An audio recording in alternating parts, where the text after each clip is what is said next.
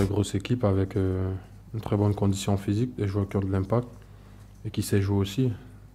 Donc, même s'ils sortent d'une mauvaise, même s'ils sont dans une mauvaise passe, comme vous le disiez tout à l'heure, ça reste une grande équipe.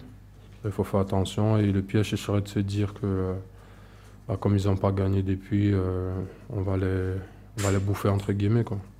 Ça reste une équipe compliquée à jouer. Maintenant, encore une fois, que ce soit Bordeaux ou n'importe quelle autre équipe du championnat, nous, on a très envie de continuer sur notre dynamique du championnat. Et encore une fois, de ne pas regarder ce qui va se passer au classement, mais de se dire qu'on a su ces dernières semaines faire des bonnes performances, voire des très grosses performances.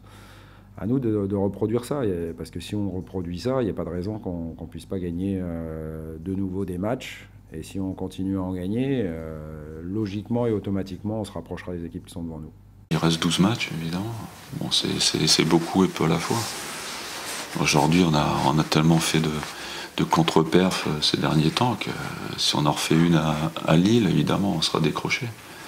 Après, tout est possible, il restera 11 matchs, mais c'est vrai qu'aujourd'hui, avec les 3 défaites qui viennent de tomber, ça serait difficile d'en encaisser une quatrième. Et après, on voit que devant, ça avance. Aujourd'hui, on marche un peu sur des œufs. Voilà, il faut arrêter de se projeter. Donc c'est pour ça que je reste, disant à faire le rond, rester sur le match qui arrive. Pour l'instant, on ne peut pas voir plus loin. Donc c'est vraiment s'occuper de Lille, faire le meilleur match possible, essayer de retrouver un visage bordelais intéressant.